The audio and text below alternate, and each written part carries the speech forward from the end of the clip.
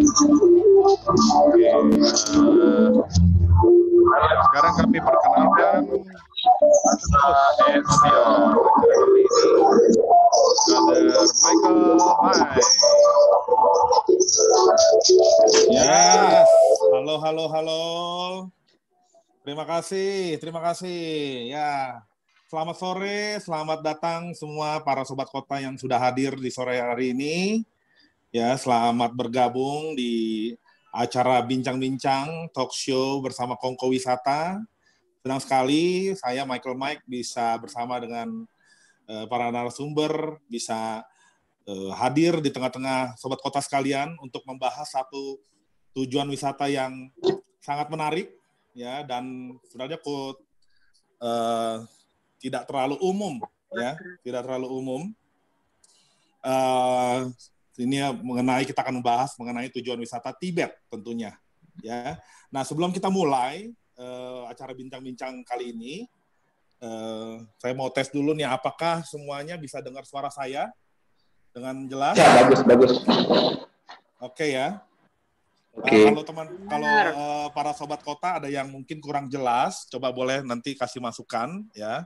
Jadi sebelum kita mulai, Michael beritahukan dulu mengenai jalannya acara bincang-bincang ini ya. Jadi nanti selama acara ini berlangsung, tentunya rekan-rekan semua dapat mengikuti, namun tentu mikrofon teman-teman semua kita mute dulu ya, kita tutup dulu supaya teman-teman bisa fokus mendengarkan penjelasan-penjelasan dari para narasumber. Namun kalau jika para sobat kota ingin memberikan suatu pertanyaan atau ada yang mau menambahkan, boleh saja, silakan fitur chat kita tetap buka. Jadi teman-teman yang sobat kota yang bergabung di aplikasi Zoom ini bisa menuliskan pertanyaannya atau mau tambahan apapun atau kesan dan pesan, silakan bisa tuliskan di chat, fasilitas chat yang kita buka. Dan nanti di session akhir sebelum kita tutup, ada session tanya jawab di mana ada beberapa pertanyaan yang akan kita pilih dan akan kita diskusikan secara bersama ya. Dan juga karena kita semua yang hadir di sini saya rasa juga dari berbeda-beda background tentunya, dan saya harap semua kalau menuliskan chat juga harus mengikuti norma-norma yang baik tentunya. Jadi mohon mengikuti jalannya bincang-bincang ini dengan seksama dan menuliskan chat dengan baik tentunya ya. Dan juga bagi yang teman-teman atau sobat kota yang punya teman atau rekan-rekan di tempat lain yang mungkin tidak bisa bergabung di Zoom kali ini, bisa suggest mereka untuk join di YouTube channel dari Kongko Wisata ya. Dan acara ini juga akan di live streaming ya di YouTube channel.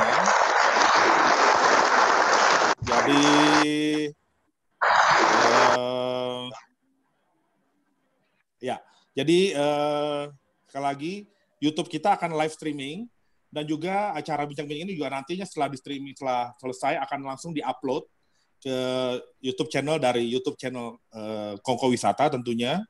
Dan jadi yang belum sempat untuk mengikuti acara ini bisa mengikuti kapan saja nantinya ya.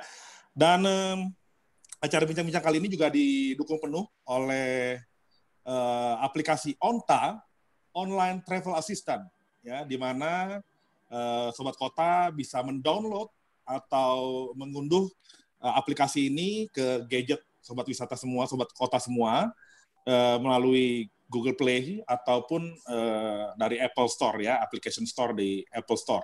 Jadi aplikasi Onta ini sangat berguna khususnya para yang suka traveling, karena di aplikasi Onta ini bisa sobat kota bisa menemukan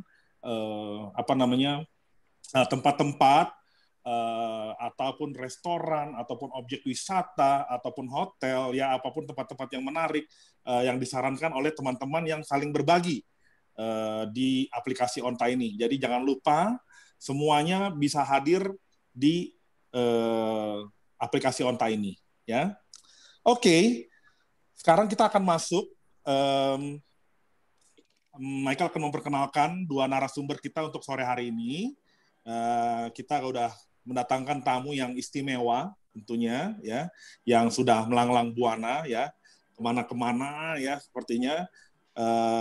Yang pertama adalah seorang laki-laki jantan, ya, yang sudah bepergian ke seluruh penjuru dunia, ya, seorang frequent traveler yang sudah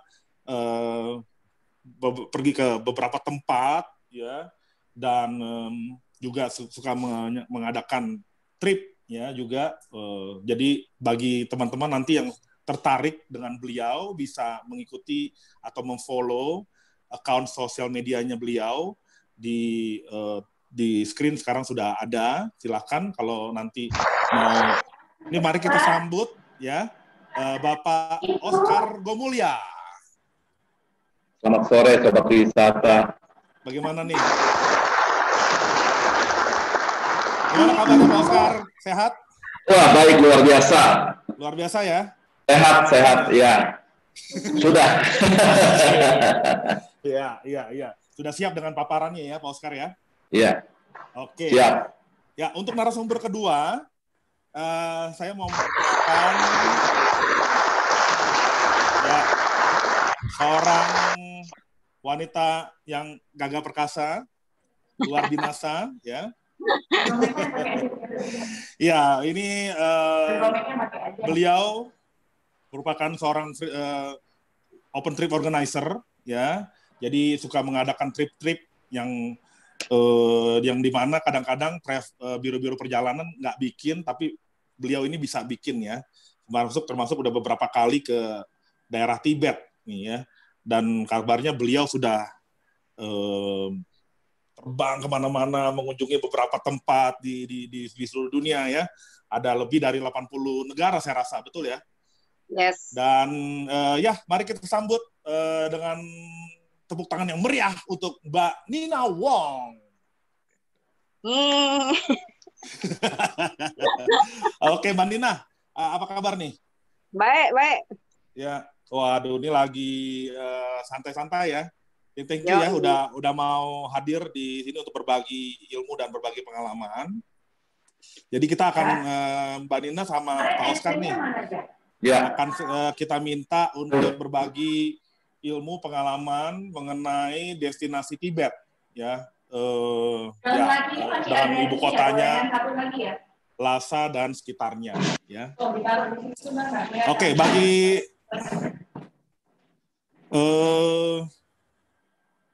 teman-teman yang belum di-mute, mikrofonnya boleh di-mute dulu supaya tidak mengganggu jalannya bincang-bincang kali ini, ya.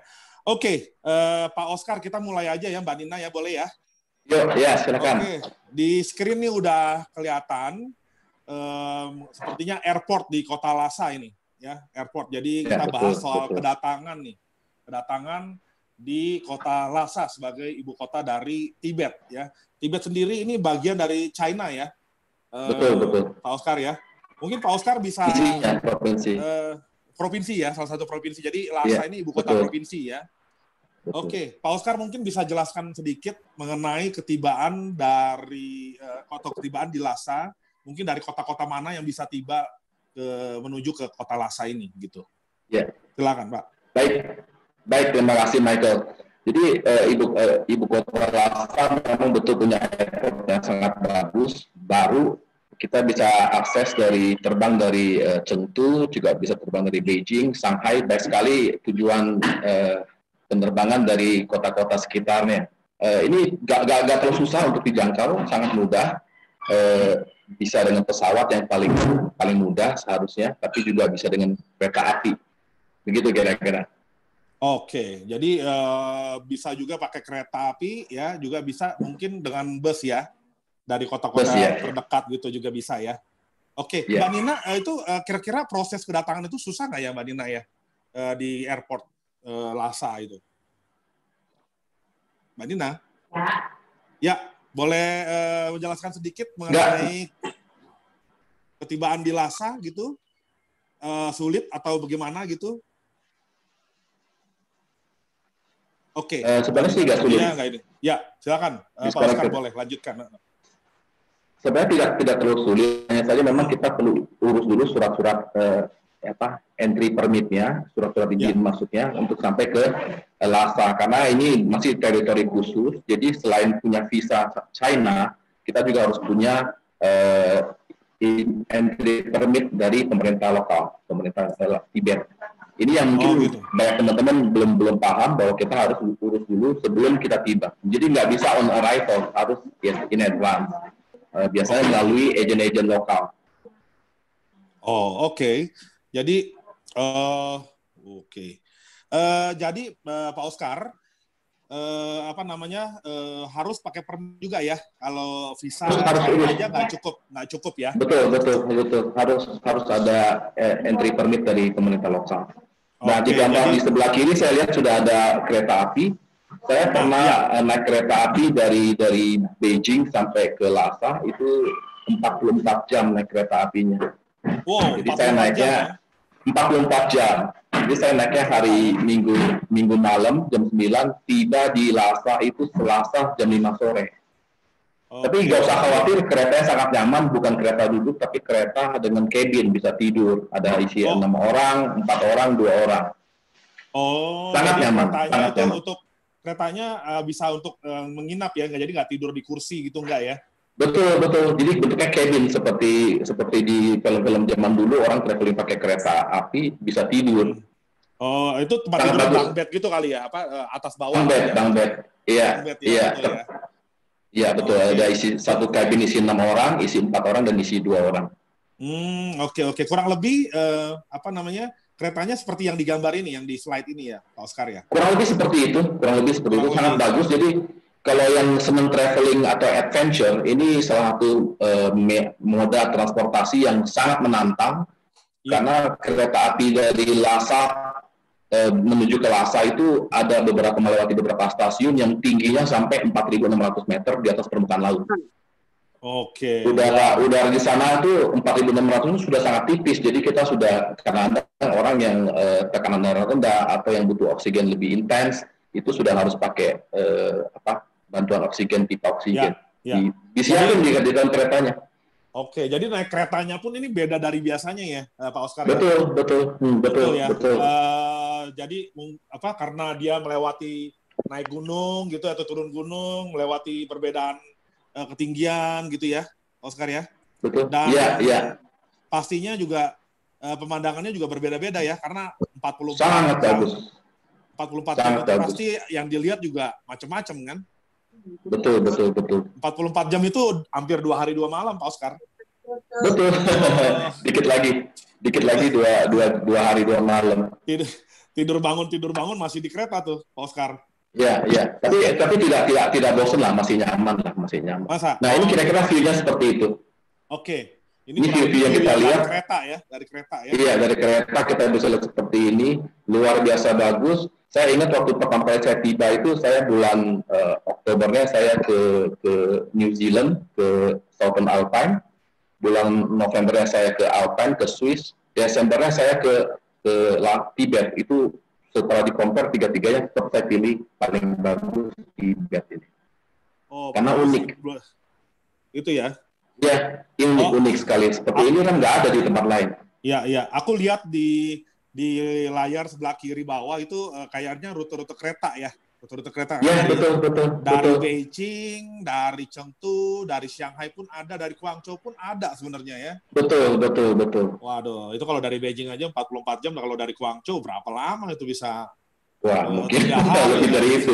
Ya. Sekitar 3 hari mungkin.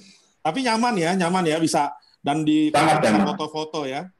Oke. Betul, sangat nyaman. Jadi ini kita lihat di screen sekarang, di slide yang kita lihat sekarang ini penjelasan mengenai geografi negeri Tibet nih ya.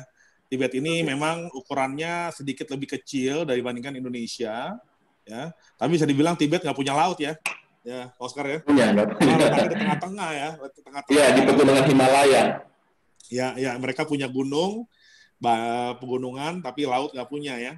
Oke, kalau dibandingkan dengan Indonesia luasnya sekitar 1,9 juta kilometer persegi, di Tibet hanya sekitar 1.200.000, ya. Dan bisa dibilang Tibet ini bisa dibilang katanya sebagai negeri atap dunia. Ya, mungkin Pak Oscar bisa jelaskan kenapa tuh dibilang atap dunia. Ya, saya pikir hampir sudah nggak ada lagi kota yang sebegitu tinggi. Jadi kota Lhasa itu ada di 3.600. Kalau teman-teman yang pernah ke Bolivia itu ibu kotanya ada di 3.200. Jadi lebih tinggi daripada Bolivia. Lebih tinggi dari Bolivia. Ya, terus ini titik 3.600 itu boleh katakan terendah di daerah Tibet, karena kita kalau menuju ke lokasi-lokasi lain biasanya 4.200, 4.600, 5.200. Tinggi-tinggi semua. Jadi yang di minimum ketinggian di situ malah 3.000-an ke atas ya. 3.600 meter ya. 3.600 meter ada paling rendah ya. Nah, buat itu di Lhasa, betul, di ibu kota. Nah, buat sobat kota yang mungkin mau mempertimbangkan ingin pergi ke Tibet gitu ya, karena ketinggiannya sangat tinggi sekali. Ya, nggak main-main ya. 3.000 meter itu udah setinggi gunung sebenarnya ya. Betul. Ya. Jadi ya. Apa aja yang mesti disiapkan nih, Pak Oscar? Kalau bepergian mau ke Tibet nih. Baik, ini sangat menantang secara fisik, sangat challenging karena satu ketinggian kan. Jadi setiap kita naik 10.000 meter atau 1 kilometer, 10 kilometer. Jadi 5.000 meter itu kita akan mengalami situasi setengah atmosfer. Jadi kalau suasana normal sekarang seperti di Jakarta, kita punya satu atmosfer. Tapi begitu kita naik 5.000 meter, kita cuma setengah atmosfer. Setengah atmosfer itu organ-organ tubuh kita sudah banyak yang sedikit berubah fungsinya. Seperti itu. Jadi kita harus jaga-jaga. Pertama itu. Kedua, udara tipis. Jadi oksigen yang masuk, kadang-kadang kita nafas sangat harus terbatas, lebih dalam, napasnya baru kita bisa mengalami rasanya normal. Seperti itu. Gitu ya. Selain itu juga dingin. Dingin juga ya, udara sudah pasti ya, karena kita di ketinggian. Betul. Mbak Nina udah hadir belum nih? Mbak Nina tadi sempat keluar saya lihat. Hadir ya? Sudah. Ya, silakan. Mbak Nina, boleh kasih tahu sedikit pengalamannya waktu ketibaan di Lhasa. Waktu itu Mbak Nina pakai menggunakan apa nih? Kereta atau pesawat atau bus? Oke, saya ke Tibet itu pernah melalui lewat tren, pernah juga lewat udara dari Chengdu. Kalau dari tren sama seperti tadi si Ko Oscar, itu saya 45 menit dari 45 jam dari Chengdu. 45 jam dari Chengdu. Betul. Itu melewati namanya Tanggul Lapas ketinggian 5.000 meter. Loh, jalan kereta lewat 5.000 meter loh. Keretanya 5.000 meter tuh. Itu yang di dalam kereta nggak apa-apa tuh, Mbak Nina? Tapi sebelumnya ada cingcui pengumuman. Gitu ya. Iya. Siap-siap nanti masa dikasih tahu bahwa kita akan merasa pusing atau mual itu begitu rasanya kalau sakit ketinggian gitu. Nah, itu hal yang biasa ya, Mbak Nina ya. Okay. Tapi kita harus antisipasi dengan minum obat. Biasanya saya sedia itu obat namanya Diamox ya. Sebenarnya itu obat untuk mata sebenarnya. Tapi kita gunakan ya. Obat mata? Glukoma atau apa gitu ya. Oke. Kita minum dulu sebelumnya untuk mengantisipasi itu. Oke. Jadi kalau dengar dari penjelasan Pak Oscar dan Mbak Nina nih, artinya benar-benar kita stamina harus benar-benar fit nih ya, prima banget gitu untuk kalau kita mau ini ya. Gitu ya. Kalau aku pernah dengar itu kabar gitu ya, karena aku juga belum pernah ke Tibet. Jadi apakah benar kalau kita tur ke Tibet itu nanti agentnya bawa oksigen gitu? Karena jangan dibiasakan pakai oksigen. Oksigen memang kita perlu untuk jaga-jaga ya. Jadi kalau kita udah merasa pusing atau mual, kita bisa pakai oksigen itu. Sama kayak seperti ada foto saya nanti later itu kan ada tuh di Everest pakai oksigen. Karena udah sakit kepala dan mual, saya pakai itu supaya ada oksigen masuk gitu. Oh gitu. Dan itu oksigennya kita bawa sendiri dari Jakarta atau nanti disiapin di sana gitu? Kita di sana. Banyak yang jual di sana. Dari agen kasih juga, dari agen tuh biasanya bawa yang besar, jadi untuk yang mungkin sakitnya parah dia dibawain oksigen yang besar ditabung gitu ya. Jadi dari udah persiapan ya? Ya, itu beli di sana semua. Oke. Ini di slide nih kita lihat pemandangan orang-orang di Tibet nih ya, kurang lebih apa kegiatan-kegiatan mereka gitu ya, dan situasi kotanya. Dan ini kan kotanya kita pertama tiba itu di kota Lhasa ya, betul ya Pak Oscar ya? Betul Lhasa, betul. Mbak Nina ya.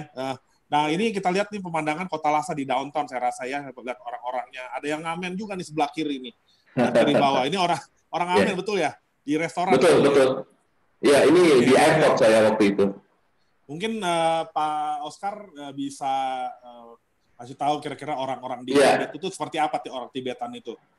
Betul. Jadi ini di Tibet, ibu kotanya Lhasa. Jadi ketika sampai setiap hari banyak ziarah dari berbagai kampung pelosok-pelosok di Tibet untuk datang ke Potala sembahyang.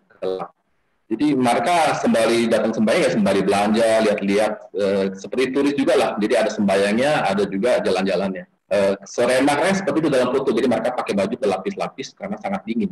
Kira-kira begitu. Terus pakai suka pakai masker. Jadi walaupun di sana belum ada penyakit, mereka sudah biasa pakai masker. Oh, udah biasa ya. Nah, dingin. Itu apa nggak lebih susah tuh ya? Karena kan udaranya juga kurang, terus pakai masker ya. Nah, jadi ada problem begini, kalau kita terlalu dingin, kita cenderung bisa ingusan. Jadi itu pakai masker menjaga kita terlalu baik ingus. Oh begitu. Supaya begitu. Bukan karena nafas bau juga ya? Enggak. Kalau Mbak Nina sendiri, Mbak Nina pernah ada pengalaman dengan orang-orang Tibet? Mungkin pernah sering berinteraksi waktu ke sana atau gimana? Sebenarnya sih saya interaksi paling kalau kita mau shopping atau di restoran atau dengan guide aja. Karena rata-rata mereka tuh nggak bisa bahasa Inggris, jadi kita kendala bahasa aja sih.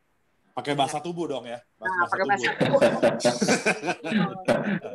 Di kuil ya, masukin kuil tuh ada foto-foto mereka dengan baju tradisionalnya. Ini mereka bunyikan belnya gitu. Itu bunyikan bel untuk apa Mbak Dina? Biasa masuk ke kuilnya. Kalau ke temple itu bunyikan bel. Oh, itu kepercayaan mereka ya. Jadi ini yang seperti yang di slide ini, baju-bajunya juga baju tradisional ya, Mbak Dina ya? Ya betul, baju tradisionalnya mereka. Di sana ada itu nggak? Ada tempat penyewaan baju tradisional, bisa foto atau apa gitu, Mbak Dina? Kalau saya sih sebenarnya belum pernah ya. Belum pernah ketemu ya? Karena biasanya kan kalau kita ke Bali ada tempat penyewaan baju tradisional bisa foto, di Swiss, di Belanda ada baju tradisional bisa foto ya. Ada di Tibet ini belum pernah ketemu ya, Pak Oscar mungkin? Saya juga belum pernah ketemu. Belum pernah ketemu ya. Belum. Jadi kalau mau foto pakai baju tradisional mungkin minjem sama orang lokal ya. Iya. Oke. Ya, ini kita masih lihat aktivitas orang-orang Tibet nih di kota Lhasa ya. Rata-rata saya lihat tuh pipinya merah-merah semua ya. Rata-ratanya apakah ini pengaruh dari ketinggian? Dingin ya. Gitu. Kalau Pak Oscar juga kelihatan udah merah-merah juga di sini, nggak tahu mungkin karena malu kayaknya. Oke. Iya, kita masih lihat ini ini juga cara mereka sembahyang atau berdoa ya. Ini sampai menyentuh tanah semuanya kayaknya, sampai ke muka-mukanya juga sekaligus kayaknya ya. Boleh dijelaskan sedikit Pak Oscar ini cara sembahyang ini? Jadi yang saya dengar ketika di sana ini adalah upacara ketika mereka selesai panen. Jadi mereka dari berbagai pelosok di desa-desa itu selesai panen, mereka mengucap syukur dengan datang sembahyang ke kuil Potala yang terbesar itu, Potala Temple. Nah, mereka caranya adalah setiap jalan 3 langkah, mereka tepuk tangan sekali dan bersujud. Oh, tepuk tangan dulu sekali, baru sujud. Iya, bersujud. Kemudian itu seperti ini dari kampungnya sampai ke Lhasa, sampai ke Potala. Itu ada yang sampai 34 bulan. Dari kampung, tepuk tangan sekali, tengkurap. Terus jalan lagi, sekali tengkurap. 3 langkah, tepuk. Oh, begitu ya? Iya, itu kira-kira tradisinya mereka seperti itu. Oke. Jadi dedikasi mereka untuk Tuhannya lah, untuk dewanya mereka. Oh gitu. Nah ini ada yang berdiri juga. Mbak Nina mungkin bisa cerita juga dari mungkin yang beberapa hal yang mungkin Mbak Nina bisa share mengenai cara sembahyang ini. Mereka karena cukup unik ya. Ya betul. Jadi mereka memang datang dari kampung-kampung untuk menuju ke kuil. Mereka itu bentuk pengabdian terhadap Buddha. Itu yang mereka lakukan. Tapi biasanya memang orang Tibet itu biasa melakukan ini bisa 100 kali, 300 kali dalam sehari ya. Kalau memang dia benar-benar yang niat berdoa gitu. Jadi memang. Wow, oke. Jadi memang ini sebenarnya jadi bahan tontonan juga ya buat kita pendatang Ya, gitu ya.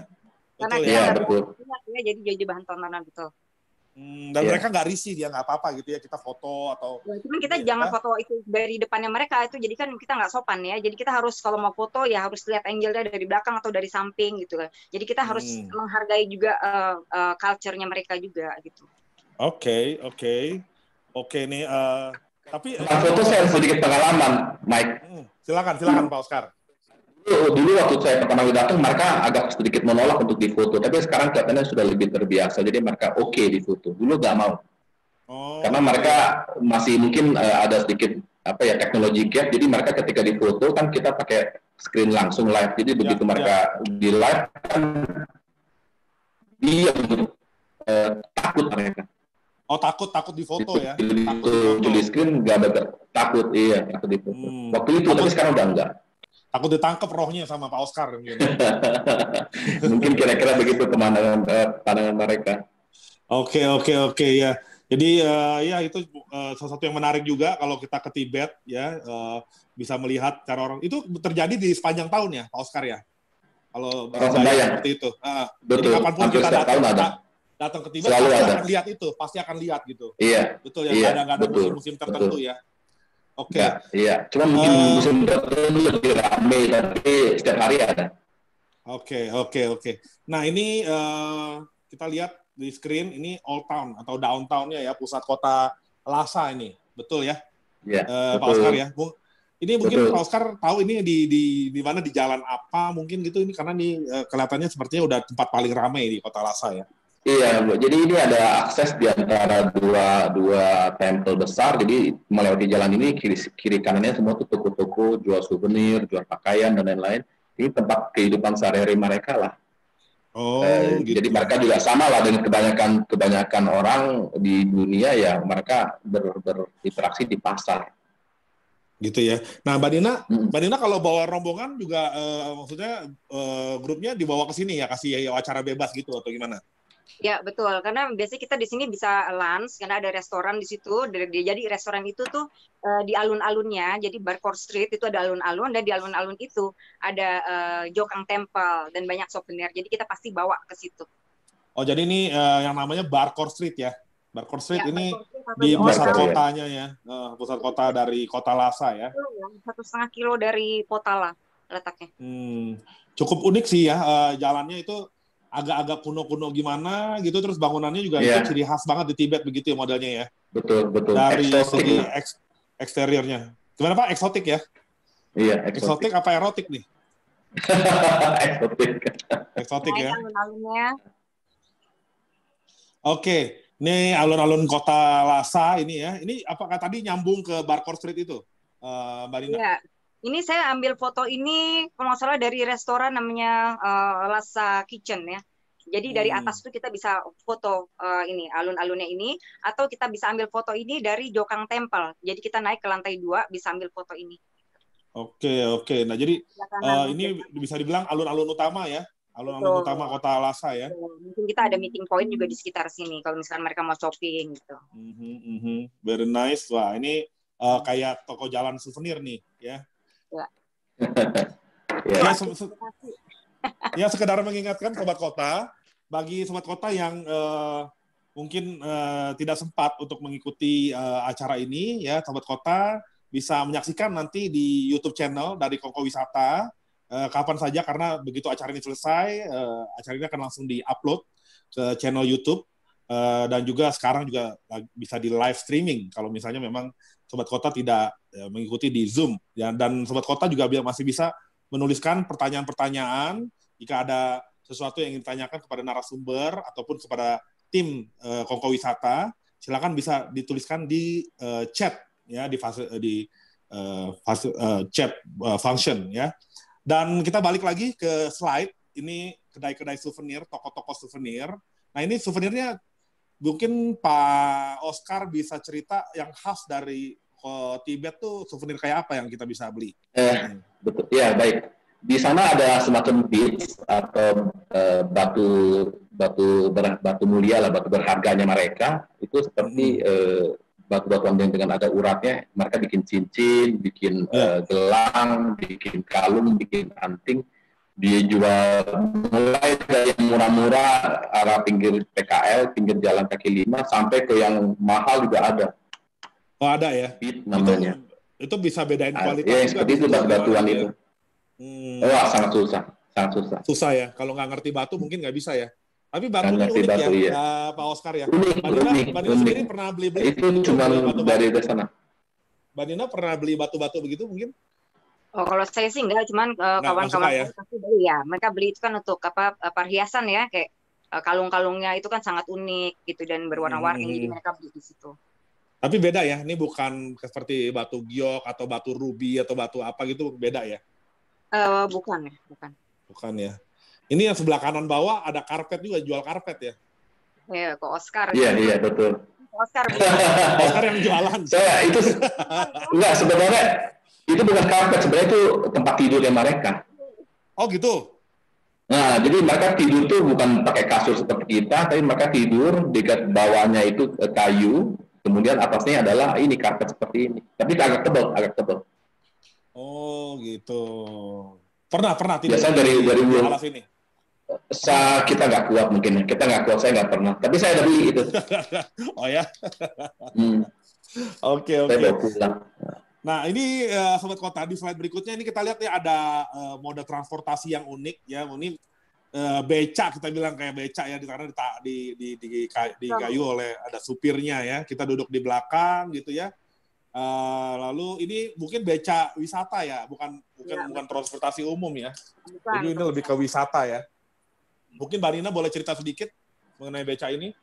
Ya, biasanya kan kita ada acara bebas ya, jadi kawan-kawan tuh bisa keliling Old Town dengan beca ini, mungkin sekitar 100.000 mereka bayarnya. Atau bisa juga uang kita. Tapi dari hotel biasanya kita menuju ke Potala gitu, mereka juga bisa kok naik beca ini juga gitu. Bayarnya sih lumayan mahal kalau menurut saya ya. Sekitar ya namanya wisata ya, untuk wisata bukan ini soalnya. Iya, pasti. Kan 20.000 ya. Iya, ini dia lihat nih, wah ini orang bukan orang Tibet ini Maya, pasti pendatang nih ya, kita betok sekalian dah. Dan itu kalau ini kita nawar-nawaran dulu atau langsung naik aja, nanti dia ada tarifnya langsung flat kita gitu? Kita nawar dengan bahasa Tarsan ya. Oh, nawar pakai bahasa tubuh juga ya. Pakai jari, pakai kalkulator ya. Kalau bawa kalkulator pakai kalkulator gitu ya, Mbak Dina ya. Betul. Oke. Tapi seru ya. Naik ke beca begitu ya. Ya, ini keliling-keliling. Rame-rame kita bisa beriringan tuh naik becanya tuh. Jadi konvoy. Bisa kepot-kepotan. Betul. Oke. Ini di slide berikutnya, ini salah satu objek wisata di Kota Lhasa ya. Ini namanya Jokang Temple. Betul ya, pengucapannya juga benar ya, Oscar ya? Betul, Jokang Temple. Jadi ini selain Potala Palace ya tentunya, ada beberapa temple juga. Biasanya memang kalau kita ke Asia itu pasti ke temple-temple ya Pak Oscar ya?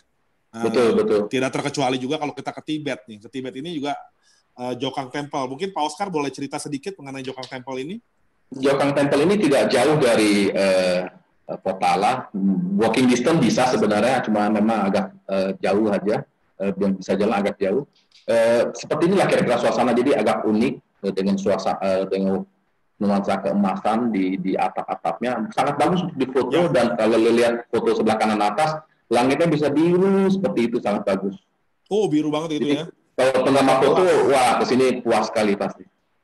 Oke. Mbak Nina boleh cerita sedikit mungkin mengenai Jokang Temple ini dan kira-kira spot mana yang bagus buat foto? Apalagi kan orang Indonesia suka banget foto, post Instagram, Facebook dan segala macamnya.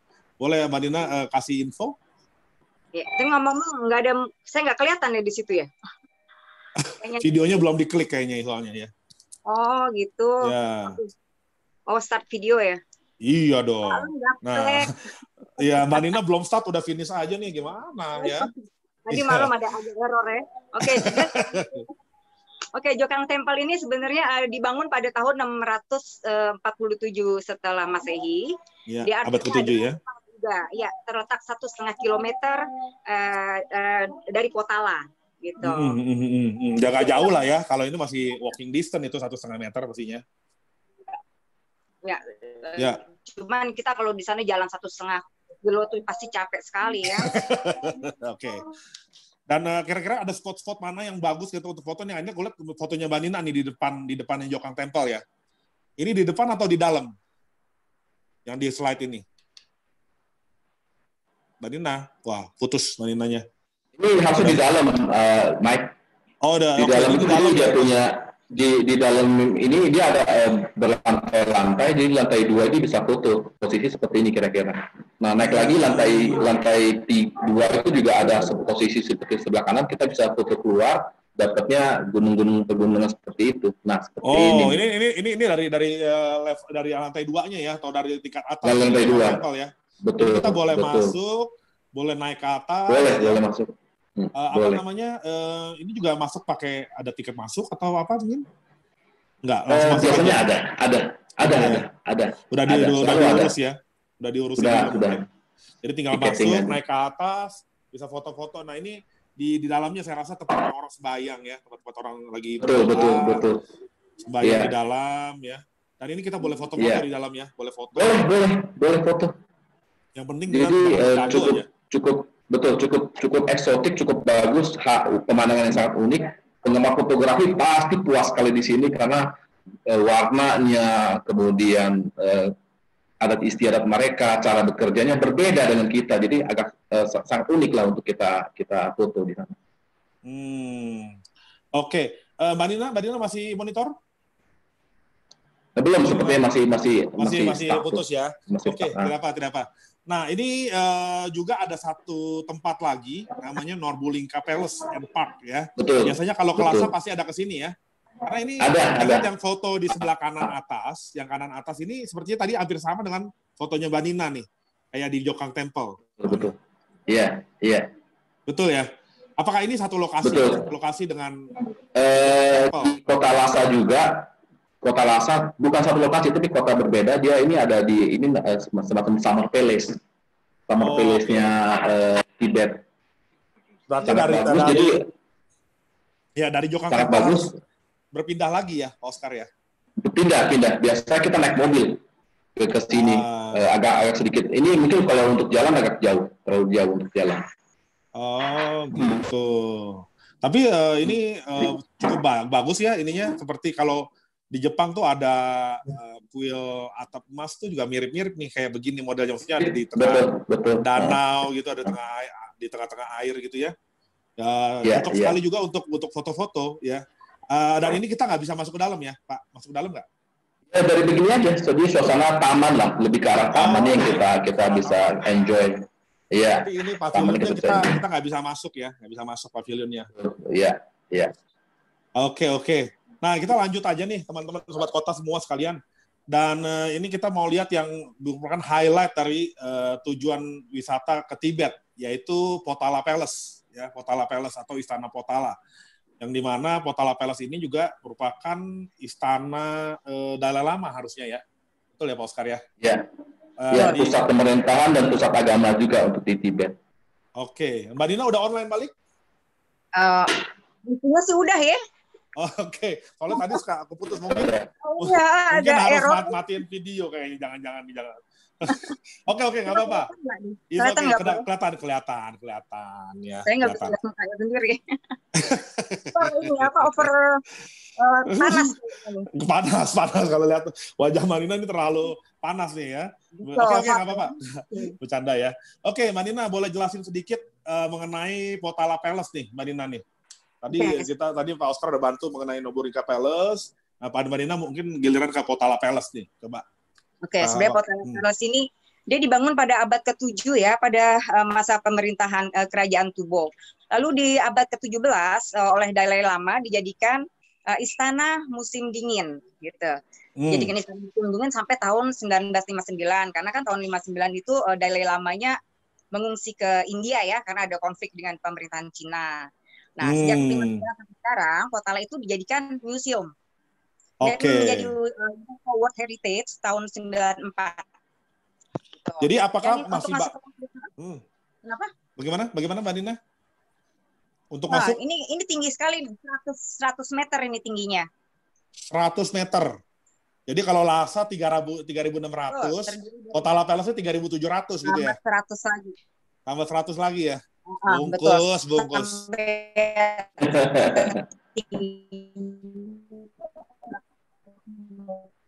Terdiri dari 3 kamar, bayangkan ya. Itu pintu belakang lagi. Jadi jangan lewat pintu luar, kecuali kalau kita memang tidak naik ke atas ke tingkatnya ya. Kita misalkan capek gitu, kita sudah foto dari halamannya, kita bisa keluar. Jadi untuk orang yang kuat, mereka bisa naik sampai halaman belakang, sampai keluar dari pintu belakang. Nanti ada foto-fotonya di Potala ini. Iya. Jadi ada beberapa spot foto. Jadi tadi Mbak Dina ada singgung sedikit ya. Jadi kalau nggak masuk pun nggak apa-apa ya jadinya ya. Mungkin foto dari luar ya. Semua orang tuh oke ya. Jadi seperti spot foto ini ya, kayak Mbak Dina punya nih. Mbak Dina punya yang sebelah kiri ini kayaknya ada di dalam ya, udah masuk ya ke dalamnya. Kita udah masuk, betul. Udah masuk ke entrance-nya. Lalu itu tangga untuk menuju room 1 yang di atas itu. Jadi biasanya orang-orang yang nggak kuat kita foto di sini nih, di depan sini. Oh, di depan sini aja. Yang nggak kuat naik itu di sini aja. Gitu, jangan naik ke atas ya. Nanti foto di slide berikutnya mungkin ada fotonya juga tuh. Oke. Jadi ini seperti yang sebelah kanan tadi kayak tim boleh balik dulu sedikit. Ya, ini tim yang foto Mbak Dina sebelah paling kanan ini dari luar agak jauh. Tadi hampir mirip dengan fotonya Pak Oscar yang agak jauh juga tuh. Ya, hanya nyebrang jalan sebelah di kiri. Ada bukit ya, nyebrang dari Potala, nyebrang jalan, lalu ada bukit, kita naik bukit. Di situ ada spot untuk foto, mungkin 1.000 umat foto di situ kayaknya ya. Oh gitu ya, jadi rame dong ya. Jadi Pak Oscar tadi ada foto di situ juga kan? Itu ngantri atau? Iya, saya ada. Waktu saya datang nggak terlalu, jadi sepi-sepi aja, jadi makanya bisa foto dengan nyaman. Kalau nggak salah bulan Mei yang saya datang, ada lagi satu lagi yang bulan Desember juga ada. Oke. Nah ini kalau yang ini juga di sana Potala lebih dekat lagi nih ya, dari kalau yang sebelah kiri ini lebih dekat dan ini udah masuk ke dalam ya. Jadi kalau tadi misalnya kalau udah masuk kita nggak bisa keluar lagi atau bagaimana? Bisa masuk, maksudnya kalau ke atas sih. Kalau ke atas masuk ke dalam ruangannya, kita keluarnya tuh nanti udah tanggung kan, jadi harus lewat pintu belakang. Jadi ada memang exit-nya gitu. Oh gitu. Nah. Jadi kalau udah masuk setengah ruangan mau balik lagi, aduh, terusin aja gitu kan. Udah ikutin aja langsung deh ya. Kalau balik lagi juga. Ya, karena itu banyak tangga-tangga di dalamnya. Oke, nanti busnya juga jemput di tempat yang berbeda ya? Enggak. Kalau bis itu kita memang ada meeting point-nya untuk bis. Biasanya lagi. Local guide nanti mereka dia udah calling-callingan dengan bisnya untuk jemput kita. Nah ini tampak belakang Potala Palace. Ini pintu keluar ya, Pak Oscar ya? Betul. Jadi kalau misalnya udah masuk maksudnya Mbak Dina, kalau kita masuk dari depan, naik ke atas, turunnya lewat sini, jadi nggak bisa muter balik di dalam. Oh, nggak bisa dari dalam, nggak bisa keluar lagi. Makanya harus jaga-jaga. Iya, harus keluar ke sini. Jadi makanya kita perlu stamina yang cukup bagus. Jadi jangan buru-buru, pelan-pelan aja. Kalau rasanya nggak kuat, ya santai aja. Sepelan mungkin, nggak ada yang ngejar kok. Jadi pokoknya enjoy aja di sini. Walaupun mungkin napasnya agak berat, jalan aja nggak apa-apa. Jadi turnya sendiri itu nggak ini ya, Oscar ya, maksudnya nggak rush gitu. Jadi jangan. Misalnya satu hari ini misalnya ke Potala, ya udah ke Potala aja gitu kan, nggak ada. Betul. Ambil santai aja ya, dinikmati aja. Karena kan udara tipis, dingin, kemudian ketinggiannya 3.600, 3.700, ya kita jaga-jaga sendiri aja tubuh kita bagaimana kuatnya. Oke, nice. Nah ini di slide Potala Palace-nya pada waktu malam hari nih ya. Mbak Dina boleh cerita sedikit, ternyata ada lampu-lampu juga ya di kalau malam ada lampu-lampu. Dan ini kebetulan foto yang kanan bawah ya, itu saya ambil dari hotel yang kebetulan hotel kita bisa ada view Potala. Jadi pas malam hari foto dari hotel aja ya gitu. Jadi nggak keluyuran kita. Itu apakah ini dari balkon kamar atau dari lobi ya atau gimana? Bukan dari lobi, itu ada lorong itu bisa melihat view Potala. Jadi hotel kita kan hotel kan hadapan gitu ya. Terus ada jendela, kita bisa foto dari situ. Tapi kalau ada yang Oh. misalkan kuat, mereka mau fotografer, misalnya fotografer, mereka bisa keluar lagi. Tapi itu kan opsional ya, jadi itu sebenarnya di luar tour. Jadi mereka mungkin pergi dengan taksi atau dengan beca gitu untuk ke Potalan di Oh. malam hari, ambil foto di malam hari gitu. Oh gitu ya. Tapi nggak bisa masuk ya ke dalam ya. Nggak bisa masuk kalau Oh, malam. nggak bisa. Karena dia Jadi ada hanya jam, foto di ada luar. jam. Jadi hanya foto di luar ya. Betul. Ada jam barangan masuk gitu, beli tiket terus langsung masuk itu enggak, karena semuanya sudah diatur sama Oke, guide-nya. jadi ada jam-jamnya juga ya masuknya ya gitu ya. Betul. Ada ini ya hari-harinya, tanggalnya ya. Oke.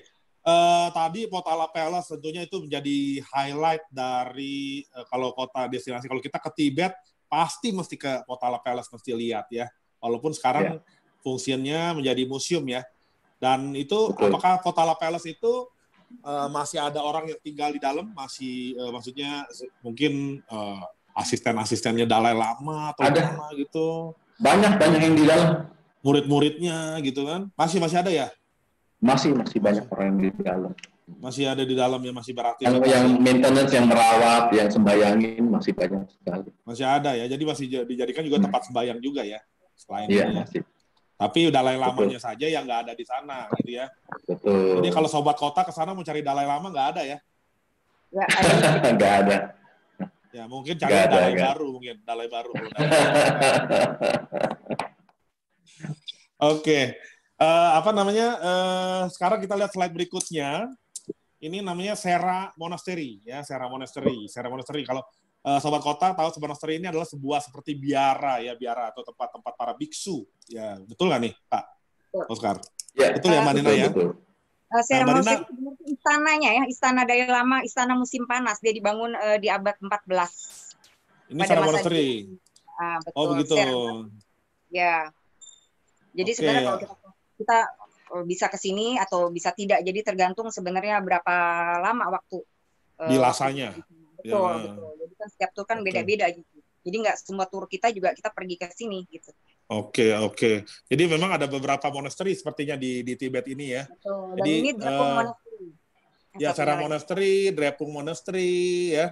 Ini tempat-tempat para biarawan ya. Ada biarawati juga ya atau enggak? Ada biarawati enggak sih? Jadi sebenarnya ada 3 big monastery ya di sekitar Lhasa itu. Jadi si Sera Monastery, Drepung itu yang terbesar. Sera itu dia terkenal karena ada debate. Ya, debate sebagai ajaran dari sektenya mereka. Di mereka ada debate antar monks-monksnya itu setiap hari sekitar jam 3 itu 1,5 jam lah gitu. Cuman kita biasanya kan nggak ngerti ya mereka apa sih debate apa sih gitu kan.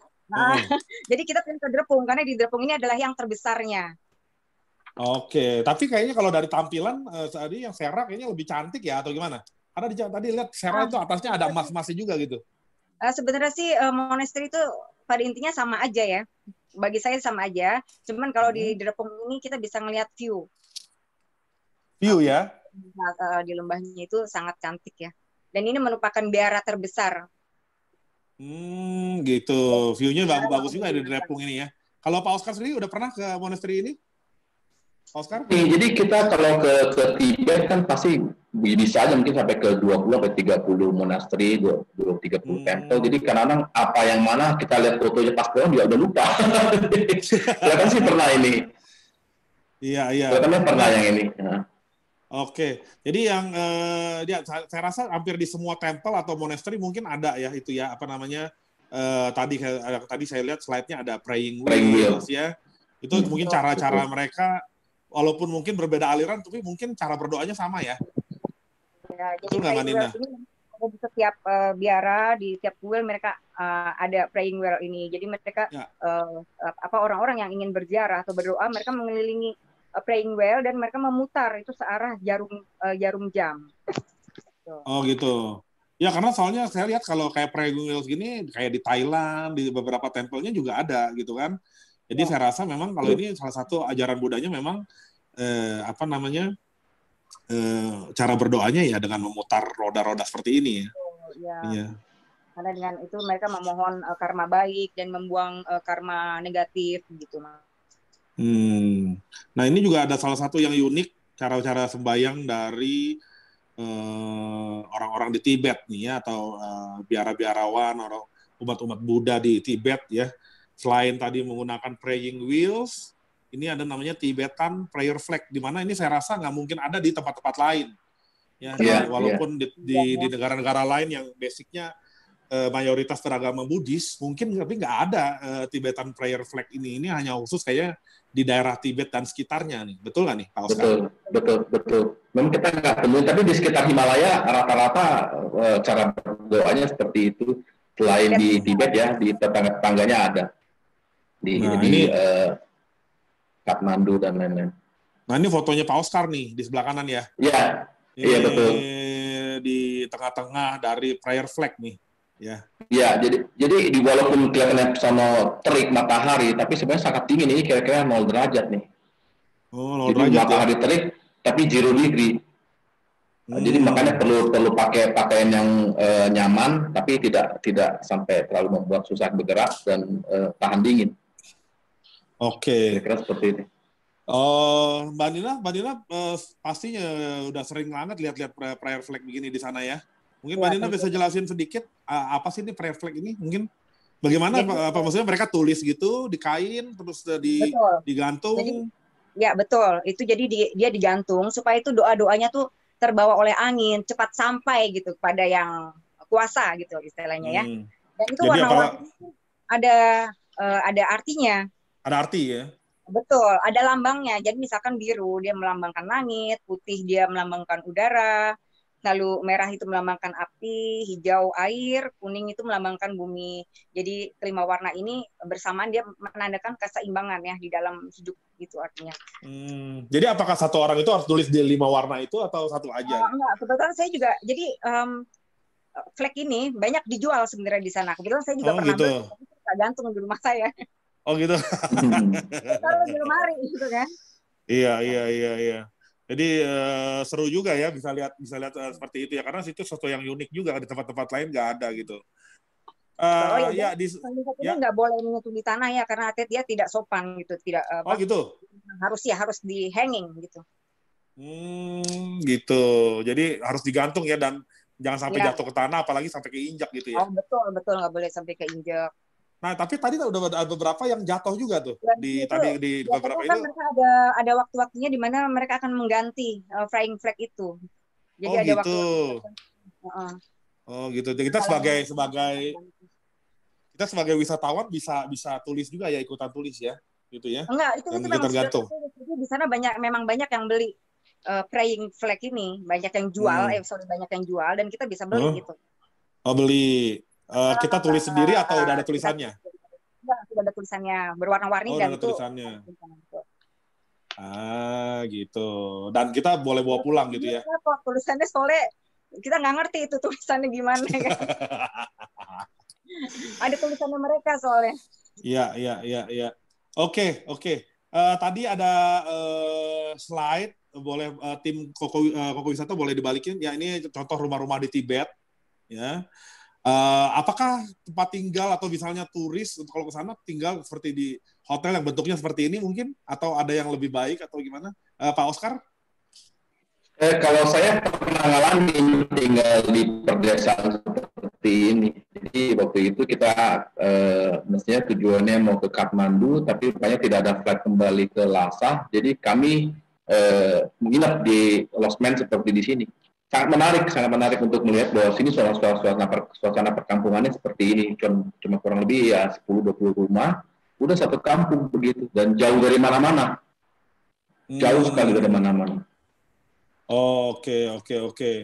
Jadi unik juga ya kalau bisa tinggal di seperti itu ya, dengan orang lokal tentunya ya, berarti ya. Iya betul. Dan mereka sangat welcome ya, Pak Oscar ya. Iya, welcome. Kalau yang sudah mengerti bisnis, yang sudah mengerti jasa-jasa perhotelan, pariwisata sih sangat welcome lah. Mbak Nina pernah tinggal di daerah rumah-rumah begitu? Kebetulan kalau di daerah di monastery itu bentuk-bentuknya memang seperti itu ya. Dan itu kan biasanya rumah-rumah itu di luar kota, gitu. Jadi nggak dipakai sebagai hotel. Oke. Nah, ini slide ini menggambarkan satu tempat namanya La Genla. Ini tinggi sekali nih, 5.190 meter. Ini above sea level ya, di atas permukaan laut. Betul. Ya, ini kalau rekan-rekan sobat kota semua lagi datang ke Tibet dan ingin mengunjungi Namtso Lake, sebuah danau, pasti akan berhenti di sini ya, karena ini poin tertinggi sepertinya. Betul. Namtso Lake itu ada di kira-kira 4.600-4.700 meter, dan di sini kita lewatin titik ini dulu, La Genla, baru sampai ke Namtso Lake. Oke. Jadi Ini hanya titik tertingginya di sana. berarti hanya satu poin aja gitu ya, hanya satu poin. Satu puncak aja. Apa namanya? Cuman untuk menanda aja bahwa ini adalah titik tertinggi ya. Betul. Mbak Dina kesini juga kan? Meter. Ya, otomatis kalau kita mau ke Namtso Lake, pasti kita akan melewati La Genla ini. Apakah ada spot-spot foto lain selain batu ini misalnya? Dari tempat ini kita bisa melihat gunung sih sebenarnya, gunung yang bersalju. Gitu ya. Gunung bersalju berarti kayak seperti foto Pak Oscar yang sebelah kanan atas itu ya, itu ada foto kayak. Bahasanya susah ya, pegunungannya Nyencentangha. Wih lah. Pokoknya Himalaya lah pokoknya lah ya. Iya, pokoknya begitulah. Himalaya ya. Jadi ini sobat kota ini juga salah satu spot yang dimana kalau sobat kota ke Tibet pasti akan diajak ke sini nih, menunjuk ke Namtso Lake ya. Itu sebenarnya depend ya, tergantung kapan kita perginya, karena kan nggak setiap saat. Saya juga pernah 2 kali mau ke Namtso Lake itu gagal. Di bulan Oktober itu biasanya ada badai salju, jadi nggak bisa. Kalau kita pergi di summer bisa. Ya betul. Dan kadang kalau udah saljunya banyak itu jalanan ditutup. Karena biasanya kita kan day tour dari Lhasa menuju ke Namtso Lake itu 4 jam sekali jalan. Jadi kalau nggak ke sana kita stranded dong, Mbak Dina? Atau gimana? Maksudnya balik lagi ke Lhasa ya? Udah, jadi habisin waktu di Lhasa aja. Udah sayang banget ya kalau sampai begitu ya.